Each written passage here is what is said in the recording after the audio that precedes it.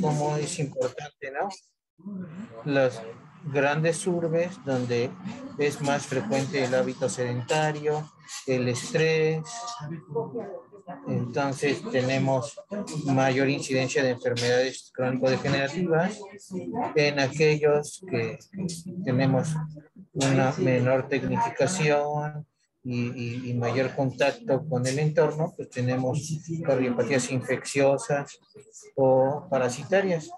Aquí es importante, América Meridional nos incluye a nosotros y pues tienen que tener en cuenta siempre enfermedad de Chagas. Adelante. Sí, siguiente, por favor. Respecto a la ocupación, se dice que los trabajadores de cuello blanco, que son aquellos que pueden trabajar en oficinas, ya que tienen mucho estrés, pueden desarrollar o son más propensos a tener hipertensión arterial, arteriosclerosis, angina de pecho, infarto de miocardio, miocardiopatías esclerosas también. Respecto a los mineros, debido a que hacen demasiados esfuerzos físicos intensos y continuados, pues también pueden tener complicaciones cardíacas.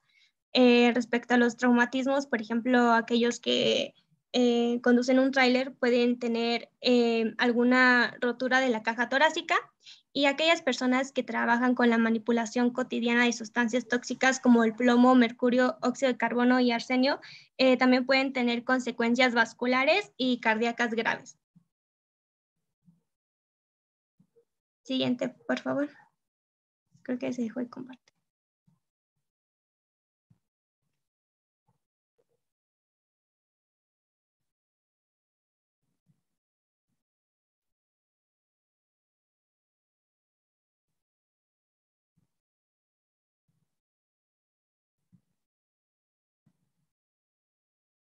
Un momento, doctor, en lo que volvemos a compartir. Vale, pues.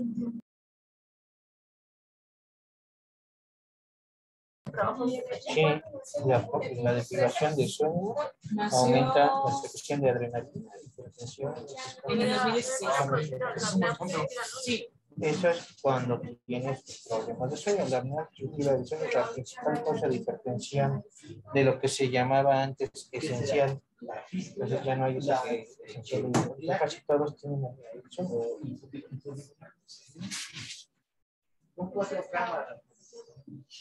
Hola, hola. Sí, doctor, es que no me contesta mi compañero. No sé. Chagas genera la cardiomegalia. ¿Eh? Chagas genera la cardiomegalia. Sí, la enfermedad de Chagas es una parasitosis donde un protozoario entra a los cardiomiocitos, los destruye y produce una cicatrización fibrosa. Obviamente, si ya no es contacto, se pierde la forma del corazón y entonces pues, es las principales causas de insuficiencia cardíaca de origen parasitario. Y hay prevalencia en las zonas altas y húmedas de México, donde hay prevalencia de la chinche, un protozoario que se transmite por picaduras de la chinche vesicular. Y también se le llama, ¿no? No, ese es el protozoario, pero la chinche. No, es triatoma. Triatómicos, ¿no? Son triatoma hominis. No sé. Bueno, ahí nos dicen cuando ya esté. Sí, doctor, es que a mi compañero se le fue la luz, pero ahorita ya se va a conectar. Entonces, Ahí está la mamá. Es el papá. ¿De quién? De Dylan. ¿Qué le pasó? Nada, llegó de la cafetería. Ya, perdón, no sé qué pasó. Bueno, ya compartan nuestra presentación. Sí, tiene conducto chiquito pendejo y se reporta conducto pequeño de 2 milímetros.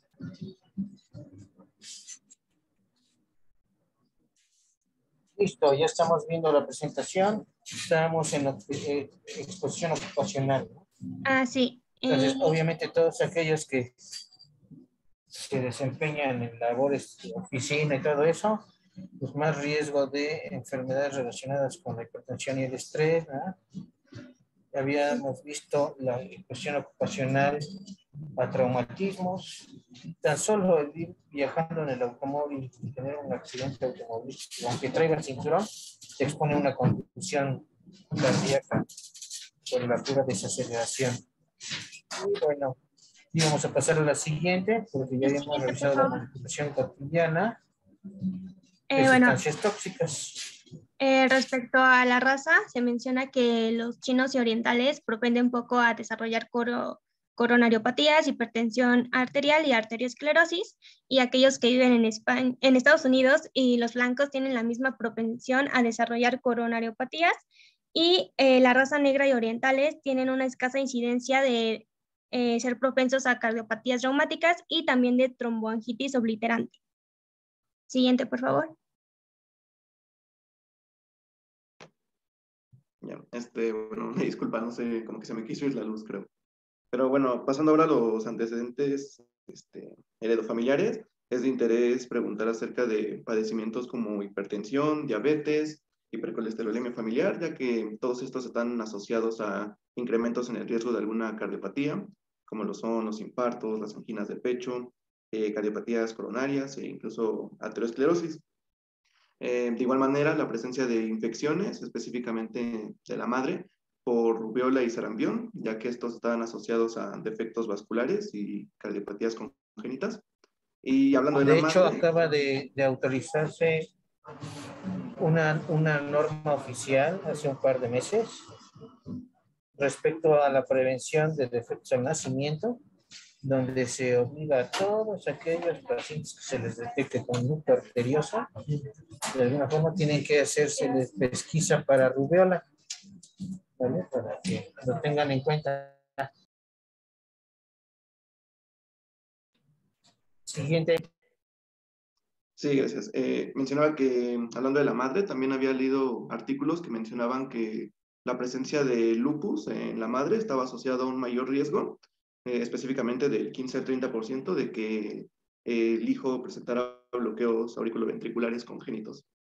Y bueno, de igual manera interrogar acerca de otras cardiopatías. No te escuchamos esa última parte, a ver si lo puedes repetir. Sí, ahí me escuchan bien. El lupus en la madre aumenta en el feto el riesgo de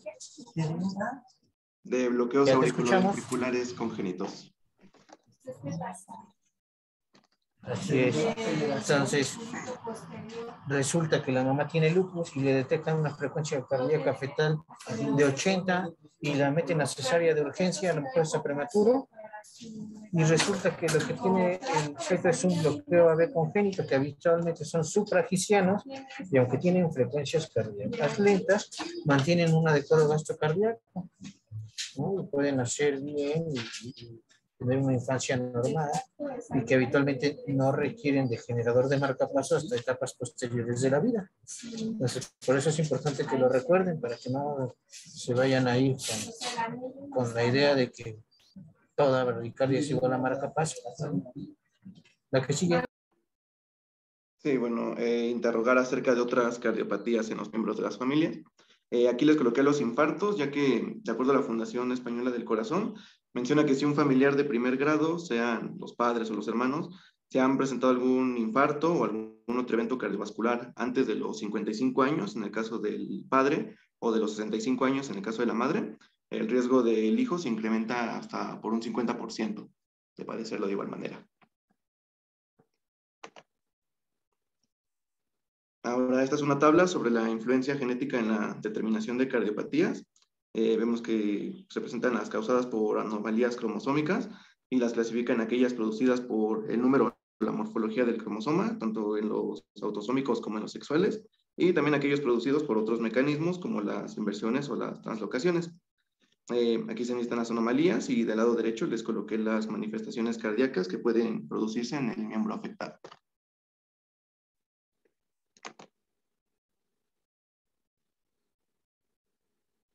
Bueno, respecto a los antecedentes personales no patológicos, tenemos en primer lugar la vivienda. Cuando hay hacinamiento, esto conlleva contagio de infecciones estreptocócicas y en sujetos que están predispuestos genéticamente puede ocasionar fiebre reumática. Aquellos que cursan con desnutrición, por ejemplo, los niños pueden desarrollar o son más propensos a tener valvulopatías reumáticas y sépticas. También consumir en exceso café y té puede producir taquicardia y molestias y angustia precordial. Siguiente, por favor.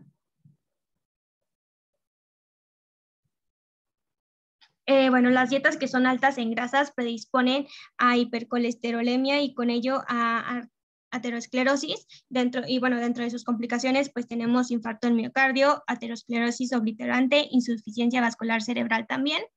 Las dietas que son altas en hidratos de carbono y que se acompañan con una vida sedentaria, pues van a provocar obesidad y con esto se va a presentar hipertrigliceridemia.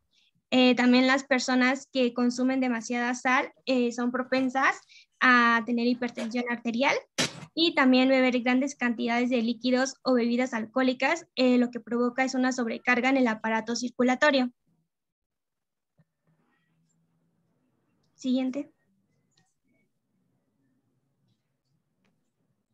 Pasando ahora a los antecedentes personales patológicos, vemos algunos padecimientos crónico-degenerativos, los que ya les mencioné un poco. Y aquí solo me pareció importante mencionar también el papel de la obesidad y de algunas nefropatías, como la glomerulonefritis y la pielonefritis, ya que estos, de acuerdo con la literatura consultada, suelen estar asociadas al desarrollo de hipertensión arterial. En el caso de las infectocontagiosas, tenemos la infección por estreptococo y escarlatina. Como nos mencionó un poco Jess, estas pueden estar desarrolladas a fiebre reumática y una consecuente valvulopatía. Además tenemos las infecciones por sífilis asociados a valvulopatías aórticas que pueden progresar a una insuficiencia y aneurismas torácicos. Y también infección por tuberculosis asociada a pericarditis. Respecto a las toxicomanías, el tabaquismo aumenta de 2 a 4 veces el riesgo de cardiopatía coronaria, de infartos también, en comparación a aquellas que no fuman o en aquellos que han dejado de fumar. También el alcoholismo está asociado al desarrollo de arritmias ventriculares y las drogas inyectables están asociadas a endocarditis e infecciones de las válvulas auriculoventriculares, principalmente la tricúspide. Y por último, la cocaína, también pareció importante mencionarla, ya que esta está asociada a hipertensión sistémica, a vasoespasmo coronario e hipertrofia ventricular izquierda. Incluso a muerte súbita. De los traumáticos, como bien lo mencionó mi compañera Jessica, pues en aquellos que involucren una lesión torácica o específicamente del corazón, y quirúrgicos, pues los antecedentes quirúrgicos en intervenciones cardíacas principalmente.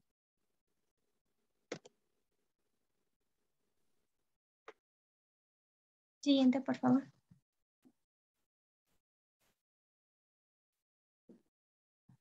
Bueno, ahora respecto al padecimiento actual, siguiente. Bueno, primero colocamos el dolor torácico, que bueno, pues aquí se menciona que este puede ser debido a muchas causas. Sin embargo, las que colocamos aquí pues son aquellas relacionadas específicamente con el sistema cardiovascular. Les coloqué estos 3 tipos de dolor. El primero es la pericarditis, que se define, bueno, se caracteriza por ser un dolor intenso retroesternal, que siente oprimente, con irradiación hacia el cuello y hacia la espalda, aumenta con la inspiración y los movimientos de la deglución. Y aquí importante, pues que disminuye cuando el paciente adopta una posición genupectoral o bien cuando se flexiona ligeramente hacia adelante.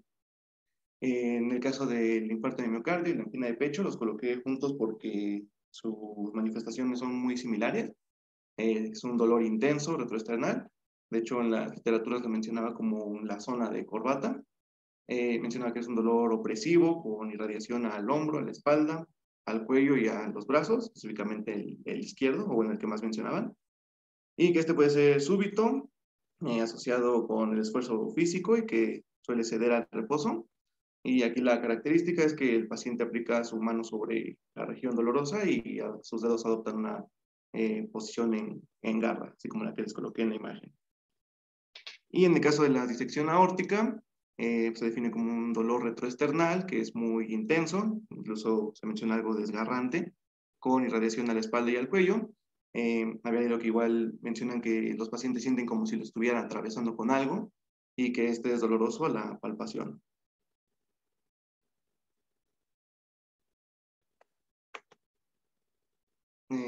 Aquí también les coloqué algunos síntomas típicos de dolor torácico de origen cardíaco, en donde pues, se puede presentar comúnmente en mujeres, en mayores de 65 años y en aquellos con comorbilidades como hipertensión o diabetes. Aquí, además del dolor torácico, también puede haber dolor cervical o mandibular, disnea nocturna paroxística, náuseas, vómitos y fatiga. Y del lado derecho les coloqué algunas causas de dolor isquémico cardíaco, de igual manera.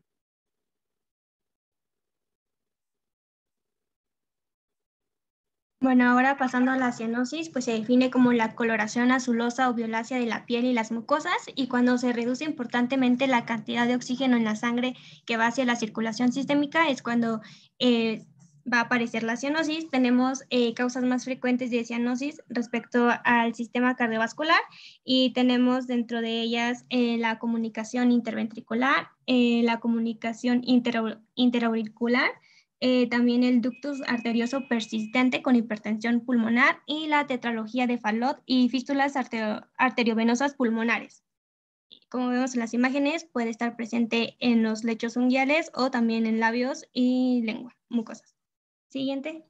Entonces, la cianosis es un signo clínico que se observa cuando hay una proporción de carboxihemoglobina que es equivalente a por lo menos al 50% de la hemoglobina circulante. Luego entonces se puede observar solo si hay por lo menos 5 gramos por decilitro de hemoglobina reducida circulante, para lo cual necesita tener por lo menos 10 miligramos por decilitro de hemoglobina. Los pacientes anémicos, aunque estén desaturados, no les vemos cianosis. La cianosis de origen cardíaco es una cianosis central, como se observa en las fotografías, donde observamos labios, lengua, de una coloración violácea, ¿no? Morada. En el fotograma donde se observan los dedos, si se dan cuenta, pues solamente es periférica, porque la parte proximal, los dedos están rosaditos. Habitualmente la cianosis, que solo es periférica, obedece a factores locales, ¿no?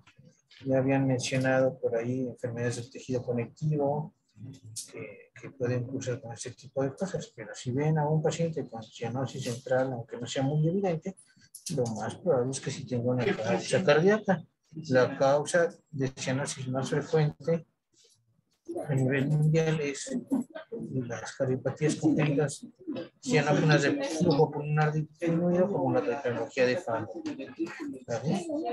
Ya después, en orden de frecuencia, pues tenemos estas que son de flujo pulmonar aumentado y siempre pues es un signo de que hay que revisar. Si les llega un paciente así, pues sí tendrían que revisar, mandarlo a una consulta con el especialista. La que sigue. Siguiente. Y bueno, como ya mencionó el doctor, pues tenemos dos tipos de cianosis, central y periférica. Respecto a la central, pues se da por una alteración generalizada de varios sistemas, donde la saturación de la sangre arterial ha descendido por debajo del 85%, va a estar sin presencia de anemia, es bilateral y es más visible en mucosas. Respecto a la cianosis periférica, es cuando la saturación de oxígeno no se produce por alguna situación que obstruya o retarde el retorno venoso, y dentro de sus características es que es localizada, asimétrica y unilateral al miembro que tiene alteración en su retorno venoso. Siguiente. Aquí hablando del edema, específicamente de origen cardíaco, se caracteriza por tener un inicio gradual, progresivo, que es simétrico, como vemos en la imagen, que este es de predominio vespertino, al principio de consistencia blanda, pero que conforme va avanzando se vuelve un poco más duro, es pigmentado, nos mencionaban un color rojizo, podía ser incluso doloroso, aumentaba al estar de pie y disminuía al acostarse, y que al momento de acostarse, pues se prevalecía en la región sacra y en la cara posterior del muslo. También que esta respeta la cara, que me parece importante diferenciar en comparación con el de origen renal, y que suele ser caliente.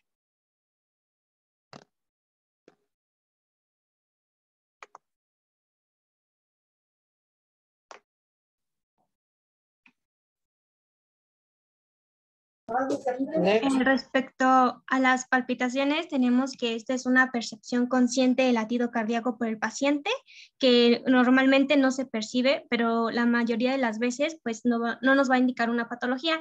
En el caso de que sean percibidos, pues nos indicaría taticardia, y también si son muy constantes estas palpitaciones, nos podría indicar la posibilidad de arritmias cardíacas.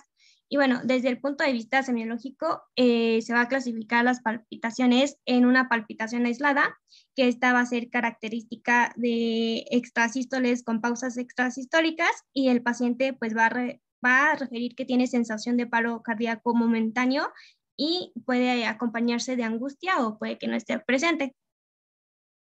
Siguiente.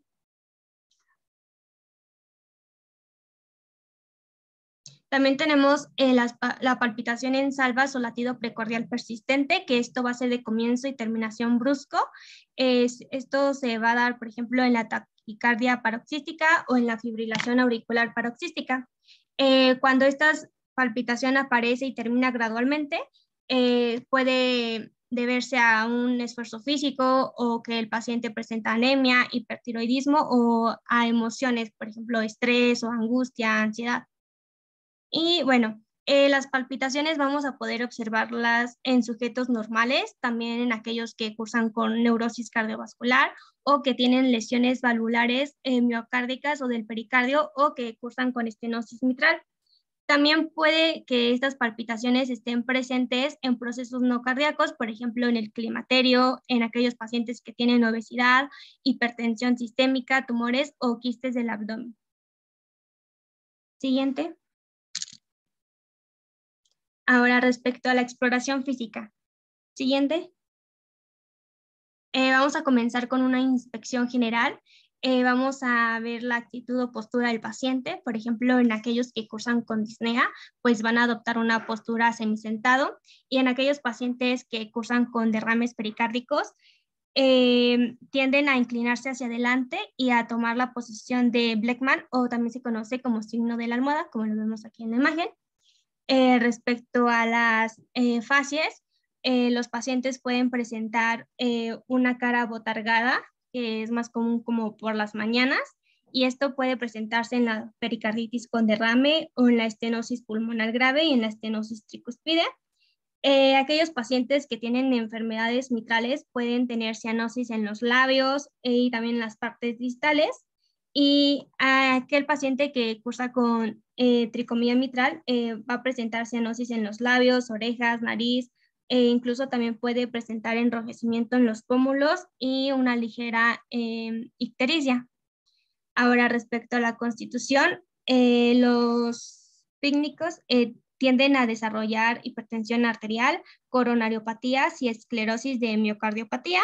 En cambio, los asténicos son más, bueno, tienden a desarrollar valvulopatías reumáticas, también neurosis cardiovascular y enfermedad de Raynaud. Dentro de la inspección es muy importante pues observar la piel para ver su coloración, si hay cianosis, también si hay ictericia, si hay una coloración rojiza, también si hay palidez generalizada y también si hay edema. Siguiente.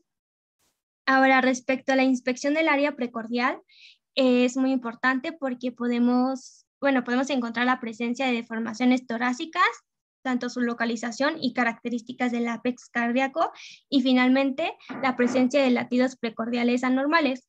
Entonces vamos a ver que en la inspección podemos ver deformaciones torácicas, y un ejemplo sería el abombamiento del área precordial, que va a estar presente en las cardiopatías congénitas que sobrecargan volumétricamente el ventrículo derecho, dado que esta cavidad que es anterior se dilata y deforma el tórax cartilaginoso del recién nacido. También podemos encontrar un tórax en quilla que se puede acompañar, o bueno, estas personas cursan con aneurismas aórticos e insuficiencia aórtica. Siguiente. respecto a la inspección del lápex cardíaco, puede o no localizarse el latido apexiano, y cuando el lápex del corazón es visible, podemos saber si hay o no una cardiomegalia. En el caso de que el lápex se localiza por inspección por debajo del quinto espacio intercostal izquierdo, esto nos indicaría un crecimiento ventricular izquierdo. En cambio, si se desplaza hacia afuera de la línea medioclavicular, nos indicaría que el ventrículo derecho está dilatado. Cuando el lápex es visible, su amplitud no debe ser mayor a 2.5 centímetros de diámetro, y en caso de que su amplitud sea mayor, nos indicaría que hay un crecimiento ventricular izquierdo que es causado por una sobrecarga diastólica. Siguiente. Respecto a los latidos precordiales anormales, puede haber un crecimiento del ventrículo derecho debido a un levantamiento sistólico amplio en la región paraesternal izquierda baja, y la presencia de esto pues, nos permite inferir el crecimiento de dicha cavidad solo por la inspección, por esto es importante. Y puede notarse la presencia no solo de un latido sistólico paraesternal, sino que también de un latido epigástrico. Siguiente.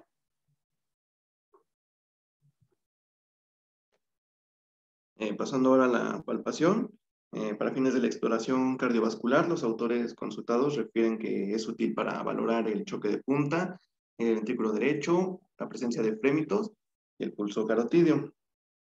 Ahora, el Bates de exploración física sugiere que para realizar la palpación es necesaria llevarla a cabo en estos puntos: en el segundo espacio intercostal, en el borde paraesternal derecho; en el segundo espacio intercostal, en el borde paraesternal izquierdo; a lo largo de todo el borde paraesternal; y en el quinto espacio intercostal, en la línea medioclavicular izquierda.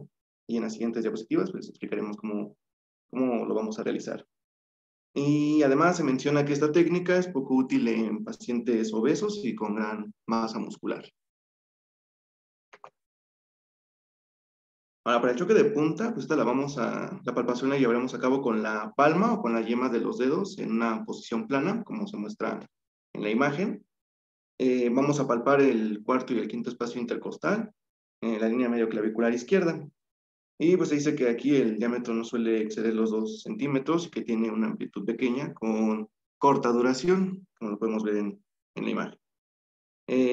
A su vez, el choque de punta representa una pulsación inicial del ventrículo izquierdo, lo que hace que éste se desplace hacia adelante durante la contracción y que llegue a percibirse en la pared del tórax.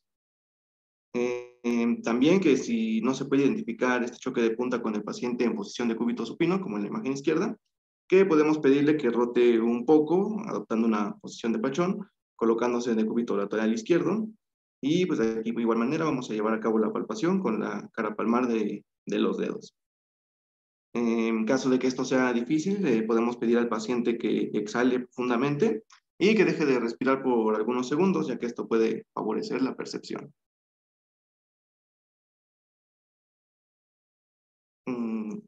Ahora, una vez localizado el choque de punta, se debe hacer una evaluación más fina con la yema de los dedos y luego con un solo dedo, como lo vemos ahí en la imagen.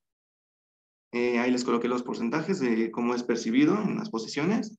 25 al 40% son percibidos en decúbito supino y en 50 a 73 en decúbito lateral izquierdo, como la imagen que les puse anterior.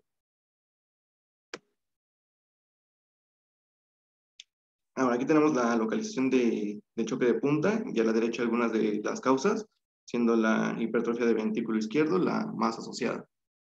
Vemos a nivel de quinto espacio intercostal, línea medioclavicular.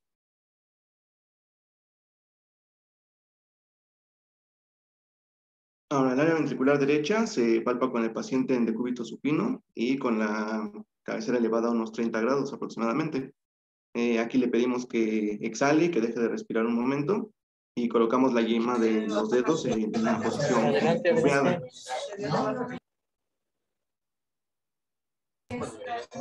Ahí está, ya avanzó. En una posición como curveada.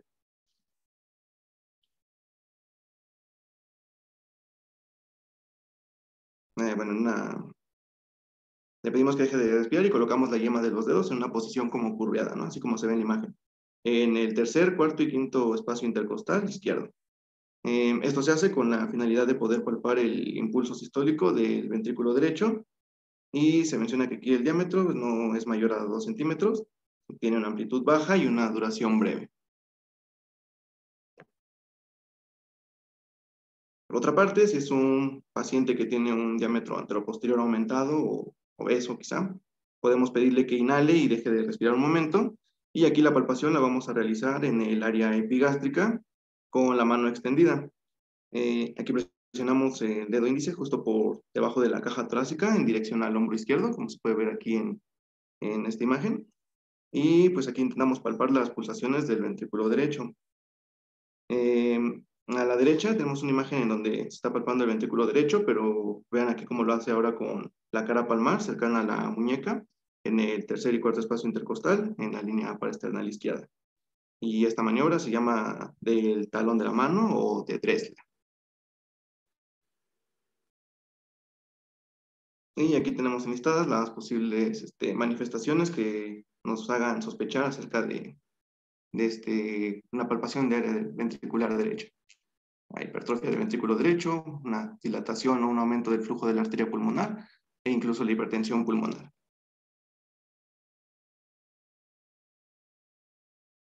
Ahora, los frémitos, que se definen como una expresión palpatoria de soplos intensos, son una serie de vibraciones.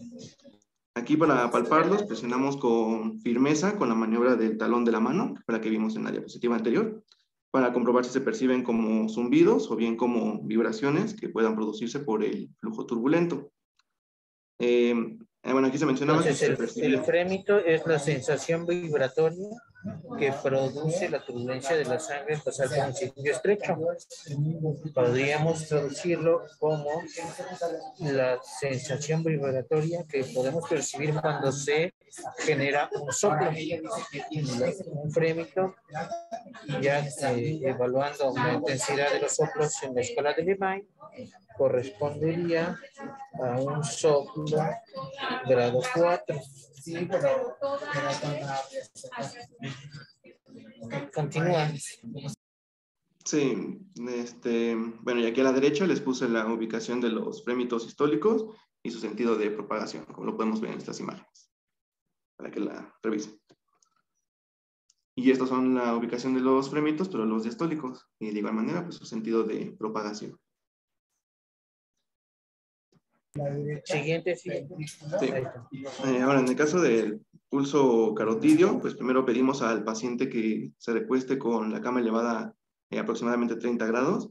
Se inspecciona el cuello buscando la pulsación carotidia, y esta se dice que se puede percibir medialmente a los músculos esternocleidomastoideos. Después, con los dedos índice y medio, como vemos en la imagen de la izquierda, o bien con el dedo pulgar, como en la imagen de la derecha, buscamos la arteria carótida en el tercio inferior del cuello y pues palpamos las pulsaciones. Aquí mencionaba la literatura que si con esta maniobra se percibió un frémito, esta podría indicar una estenosis aórtica que se asemejaba al ronroneo de un gato. Y que también las tortuosidades de la arteria carótida pueden producir frémito. Ahí es donde exploras el pulso de Corrigan, por ejemplo, ¿no? Como tienes un pulso que es muy intenso.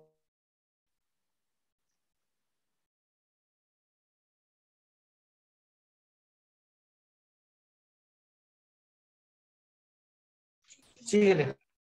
Sí. Ahora, estas son unas sugerencias al momento de realizar la palpación del pulso carotidio. Primero, pues se menciona no ejercer la presión sobre el seno de la carótida, ya que esto puede producir una disminución de la presión y de la frecuencia cardíaca. Y también el no palpar las dos arterias carótidas al mismo tiempo, ya que esto puede reducir el flujo sanguíneo al cerebro e inducir síncope. Ahora, respecto a la percusión, pues nos ayuda a delimitar los contornos del corazón y su tamaño, especialmente se utiliza en los niños pequeños. Entonces, lo que se hace es percutir cuidadosamente a nivel del segundo espacio intercostal izquierdo, desde afuera hacia adentro. Esto, pues, permite delimitar una faja de hematidez mayor de 2 centímetros por fuera de la línea paraesternal, y se puede concluir que el tronco de la arteria pulmonar está dilatado. Si esto se acompaña de latido sistólico visible en esa área o un chasquido protosistólico pulmonar y reforzamiento del componente pulmonar del segundo ruido cardíaco, se puede concluir que existe una hipertensión arterial pulmonar. Siguiente.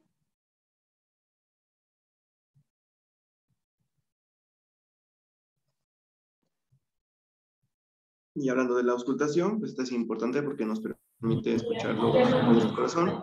Y pues se menciona que esta es una habilidad importante para conducir de manera directa a diversos diagnósticos.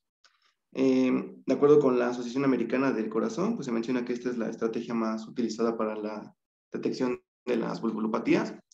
Y bueno, antes de pasar a la técnica, pues estos son los componentes del estetoscopio. Vemos está conformado por las olivas, los auriculares, la tubuladura, el diafragma y la campana. Y como nos quedó del lado izquierdo, es importante mencionar que el diafragma sirve para auscultar mejor aquellos sonidos agudos o altos, como lo es el tono de R1 y R2, que vamos a ver más adelante, así como los soplos en las insuficiencias aórticas y mitral y los rosis pericárdicos. También en el caso del diafragma, pues se sugiere que al momento de auscultar con él, sea presionado con firmeza sobre el tórax del paciente. Por otra parte, la campana permite identificar mejor aquellos sonidos que son graves o bajos, como los producidos por R3 y R4, y también el soplo de la estenosis mitral. Y que, a diferencia del diafragma, aquí se sugiere que al auscultar no se realice con una presión tan firme, sino un poco más suave, ya que al presionar con firmeza, la distensión de la piel puede conducir a que actúe más como el diafragma y los ruidos bajos pues puedan desaparecer o bien pasar casi desapercibidos.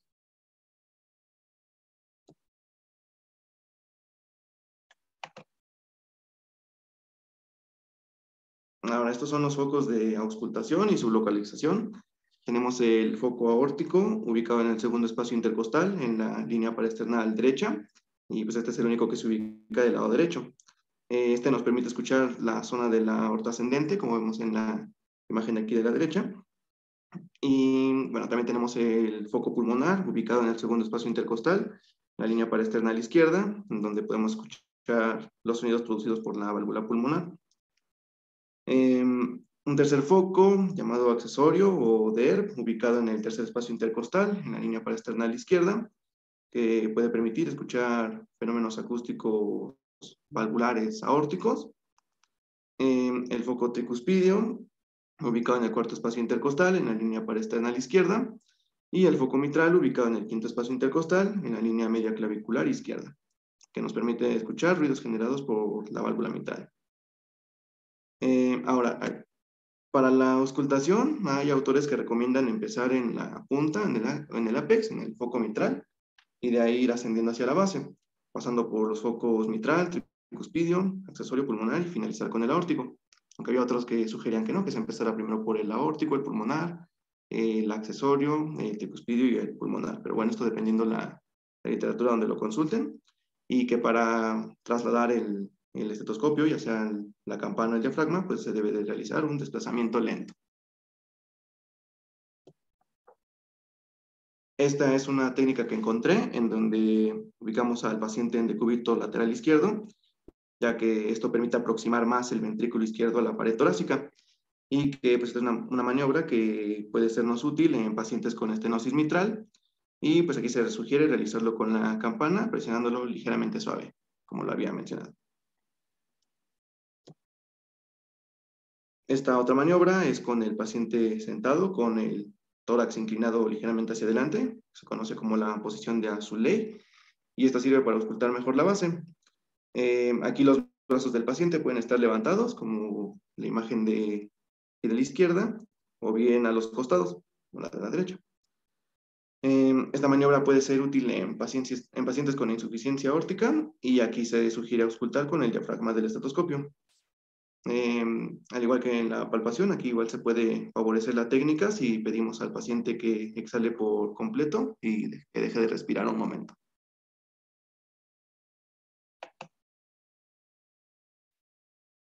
Y esta es una tabla en donde vemos los ruidos cardíacos. El primer ruido, o R1, se produce por el cierre de las válvulas auriculoventriculares, que son la mitral y la tricúspide, al principio de la contracción ventricular. Aquí se menciona que aunque el cierre de la mitral es como un poco más precoz que el de la tricúspide, pues este se suele percibir como un sonido único y que se ausculta mejor en los focos mitral y tricúspide. Y se identifica como un boom, así tal cual, por tener un tono bajo y grave. Por otra parte, el segundo ruido cardíaco, o R2, se produce por el cierre de las válvulas sigmoideas, la aórtica y la pulmonar, al final de la eyección ventricular. Este es más breve y más agudo que el primer ruido y se oye mejor en el foco mitral, aunque hay autores que mencionan que se puede escuchar mejor en el borde external izquierdo o incluso en el foco pulmonar. Y este se percibe como un ta. El tercer ruido, o R3, se produce inmediatamente después del R2. Este se da durante un llenado ventricular rápido. Puede escucharse en niños o en adultos jóvenes sanos. También en pacientes que tengan el ventrículo dilatado. Y bueno, este se ausculta mejor en el foco mitral con la campana. Y puede considerarse patológico en ciertos casos, como en aquellos de insuficiencia cardíaca congestiva o incluso de una insuficiencia tricúspide. Y por último, el cuarto ruido. Y acuérdense cuántas patas tienen los caballos. Tienen 4 patas, entonces si escuchan 4 ruidos, el galope, y el galope es igual a falla cardíaca. Continúa. Sí, y el cuarto ruido pues, es un ruido que aparece en la diástole ventricular antes de R1 y este se considera siempre patológico. Se puede auscultar mejor en el foco mitral con la campana y este traduce situaciones de baja distensibilidad ventricular o incluso coartación aórtica.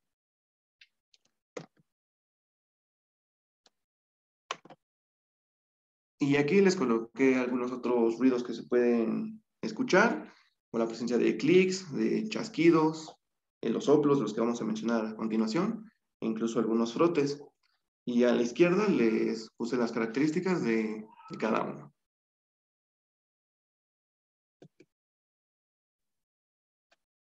Bueno, continuando con los soplos cardíacos, pues un soplo se define como un fenómeno acústico producido por la conversión de un flujo laminar que es normal en un flujo turbulento anormal dentro de las cavidades cardíacas o grandes vasos. Hay ciertos factores que están implicados en la génesis de los soplos, por ejemplo, el aumento de la velocidad de la corriente sanguínea con integridad anatómica de los vasos y válvulas. También puede ser por el pasaje del flujo sanguíneo por un orificio estenosado o válvulas alteradas anatómicamente, también por el retroceso de la corriente sanguínea e inconsistencia valvular, también por el pasaje de la corriente sanguínea por caminos anormales o por el flujo de la corriente sanguínea hacia un lugar dilatado. Siguiente. Es importante hacer una buena semiología de los soplos. Por lo tanto, vamos a comenzar con la cronología, que primero se debe distinguir si se está auscultando un soplo sistólico o diastólico. Entonces, dentro de los soplos sistólicos, estos se producen entre el primer ruido cardíaco y el segundo ruido cardíaco, y vamos a tener soplos mesosistólicos, pansistólicos y telesistólicos. Ahora, respecto al soplo diastólico, se va a producir entre el segundo ruido cardíaco y el primer ruido cardíaco, y tenemos soplos protodiastólicos, mesodiastólicos y telediastólicos. Siguiente. Ahora vamos a comenzar a hablar de los soplos sistólicos, y bueno, el soplo mesosistólico comienza después del primer ruido cardíaco y se detiene antes del segundo ruido cardíaco. Se puede auscultar breves lagunas justo antes del segundo ruido cardíaco y estos soplos se relacionan con un flujo sanguíneo a través de las válvulas semilunares. Ahora, el soplo telesistólico comienza en mesosístole o telesístole y persiste hasta el segundo ruido cardíaco. El soplo pansistólico, o también se conoce como holosistólico, empieza en el primer ruido cardíaco y se va a detener en el segundo ruido cardíaco, y pueden auscultarse, bueno, no se auscultan lagunas y tampoco ruidos. Siguiente. Ahora, respecto a los soplos mesosistólicos, tenemos a los soplos inocentes, o también encontré que se conocían como funcionales, que se denomina como funcional al soplo que va a ser originado por la distorsión del aparato valvular consecutivo a una alteración funcional sin que exista compromiso anatómico intrínseco de las válvulas cardíacas. Las características de estos soplos inocentes es que son breves, precoces, mesosistóricos y disminuyen de intensidad con las maniobras que reducen el volumen ventricular izquierdo, por ejemplo, estas maniobras de bipedestación, sedestación y la compresión abdominal durante la maniobra de Valsalva. Estos soplos pueden estar en pacientes sanos y no son patológicos. Podemos auscultar estos soplos en los focos mitral, pulmonar y tricuspidio. Siguiente. Ahora, los soplos orgánicos se van a distinguir de los soplos inocentes porque estos van a ser más intensos, con irradiaciones, sus irradiaciones son más extensas y hay algunas que se acompañan de frémito, por ejemplo, en la estenosis pulmonar o en la comunicación interventricular. Estos soplos se pueden modificar, pero no desaparecen con los movimientos respiratorios ni con los cambios de posición. Cuando se llegan a auscultar estos soplos orgánicos, podemos pensar en una cardiopatía. Y bueno, se pueden borrar algunos de los ruidos normales, por ejemplo, en la insuficiencia mitral y llegar a ocupar toda la sístole. Estos soplos, por ejemplo, en la estenosis aórtica, en la comunicación interventricular, en la insuficiencia mitral, o puede estar en ambas cuando hay persistencia del conducto arterioso. Siguiente. Ahora, respecto a los soplos diastólicos, tenemos al soplo protodiastólico, que este va a comenzar después del segundo ruido cardíaco, sin ninguna laguna clara a la auscultación y puede apagarse o silenciarse antes del siguiente primer ruido cardíaco. Este se va a acompaña el flujo de regurgitación a través de las válvulas semilunares incompetentes. Ahora, respecto al soplo mesodiastólico, este va a comenzar un poco después del segundo ruido cardíaco, puede apagarse o también se puede juntar con un soplo telediastólico. El soplo telediastólico o presistólico va a comenzar en telediástole y se va a continuar hasta el primer ruido cardíaco. Siguiente. Los soplos continuos van a empezar en sístole y perdura durante toda la diástole o parte de ella y no permite escuchar al segundo ruido cardíaco. Siguiente. También es importante saber la forma o configuración del soplo, que depende de su intensidad a lo largo del tiempo. Entonces vamos a tener un soplo creciente que va a ir aumentando de intensidad. También vamos a tener un soplo decreciente que se va a ir apagando. Un soplo romboidal que primero va a aumentar de intensidad, pero posteriormente va a disminuir su intensidad. Y un soplo en meseta que va a mantener la intensidad en todo momento. Siguiente. Y bueno, también es importante conocer el lugar de máxima intensidad del soplo, que va a estar determinado por el sitio donde se origina el soplo. Es importante localizarlo explorando la zona donde escuche el soplo. Hay que describir en qué espacio intercostal se oye mejor y si tiene relación, bueno, en qué relación está con el esternón, la punta o las líneas medio esternadas o clavicular media o cualquiera de las axilares. También es importante conocer la irradiación o la transmisión desde el lugar de máxima intensidad del soplo. Hay que conocer su punto de origen, la intensidad del soplo, la dirección del flujo sanguíneo y si hay una buena conducción en el tórax. Respecto al tono, puede ser que el soplo tenga un tono alto, bajo o intermedio. Y respecto a la cualidad, puede ser que el soplo sea sibilante, musical, áspero o arrastrado o arrastre, también se conoce así. Siguiente. Ahora, respecto a la intensidad de los soplos, estos suelen graduarse sobre una escala de 6 puntos y se expresan como fracción. Entonces, aquí en esta tablita vemos la gradación de los soplos, que son 5 grados, perdón. El grado 1 va a ser muy débil y solo se ausculta. Y son 6 grados. Va del grado 1 al 6. Sí, 6. Son 6 grados. En el primer grado es muy débil y solo se ausculta después de sintonizarlos y no siempre se escucha en todas las posiciones. El grado 2 es bajo, pero se escucha inmediatamente después de colocar el estetoscopio en el tórax. El grado 3 es moderadamente fuerte. El grado 4 es fuerte y se acompaña con frémito palpable. El grado 5 es muy fuerte con frémito y este puede oírse cuando el estetoscopio está parcialmente retirado del tórax. Y por último, el grado 6 es muy fuerte con frémito y puede oírse con el estetoscopio retirado del tórax. Siguiente. Hay algunas maniobras para reconocer los soplos sistólicos y la insuficiencia cardíaca. Tenemos que el paciente se puede colocar en bipedestación.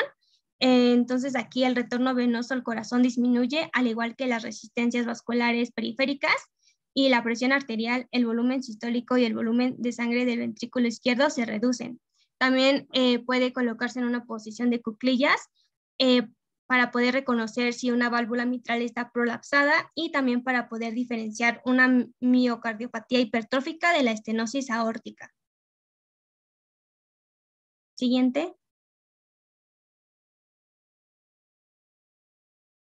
Ahora, la maniobra de Valsalva también se utiliza y nos puede ayudar a, pues sí, al diagnóstico de insuficiencia cardíaca e hipertensión pulmonar.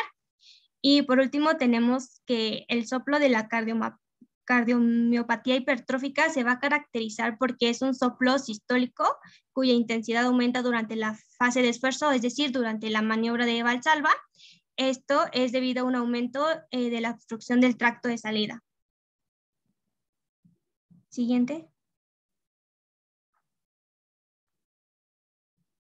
Y bueno, por último, esta es una tablita de los soplos cardíacos donde nos menciona la anomalía, el epicentro del soplo, en qué parte del ciclo cardíaco se va a presentar, su timbre, y las irradiaciones. Siguiente.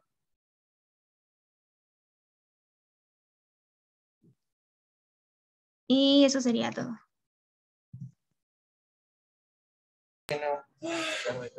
Era importante recordar este tema porque, como les dije al principio, aunque lo tomaron cuando vieron clínica integral correspondiente al ciclo del sistema cardiovascular, pues es muy frecuente que cuando llegan a las áreas clínicas, pues ya se les olvidó y de repente se enfrentan a tener que buscar información del paciente que busca atención. Entonces, en la medida que vuelvan a revisar estos temas, pues obtendrán información más útil para poder establecer un diagnóstico. Obviamente, se hace énfasis en la auscultación porque pues, es una herramienta valiosa para los diagnósticos en cardiología, pero seguramente pueden observar cómo hay otras técnicas que son igualmente importantes y que nos pueden dar información muy valiosa, como la palpación, como la percusión para localizar la punta del corazón y determinar si hay insuficiencia cardíaca por cardiomegalia, ¿no? O simplemente signos como el signo de Frank, que si lo encuentran por ahí en el lóbulo de la oreja de su paciente, pues pueden sospechar alguna alteración familiar que le favorezca cardiopatía isquémica, ¿no? Entonces, esto fue, digamos, un breve recordatorio, pero con la intención de que les genere la inquietud de volver a revisar las referencias que utilizaron durante sus ciclos básicos, de tal suerte que cuando se presenta ante ustedes un paciente con problema cardiovascular, pues puedan obtener la información. Más adelante vamos a ver electrocardiografía, otro tema que tiene que ver con esto, con obtener información para el diagnóstico. Y vamos a ver también otro tema que es insuficiencia cardíaca. Pues van a ver cómo pues, para diagnosticar necesitamos a fuerza signos y síntomas, no hay un estudio diagnóstico ideal. O la fiebre reumática, donde vamos a analizar lo que mencionaron sus compañeros al principio sobre los datos que tienen que ver con la zona de residencia el estado socioeconómico, etcétera, ¿no? Entonces, estos temas van hilados y vamos a seguirlo retomando. Por el momento damos por concluida la clase para que ya todos puedan ir a casa. A los que ya están, pues se dediquen a sus actividades, disfruten el fin de semana y en los siguientes días estaremos de nuevo aquí por la sala virtual para revisar los temas que nos quedan aún pendientes. Que tengan bonita tarde. Estuvimos por Zoom, solo no entré por las aulas virtuales, espero que no se nos haya metido alguna persona indeseada, pero pues ya pueden detener la grabación.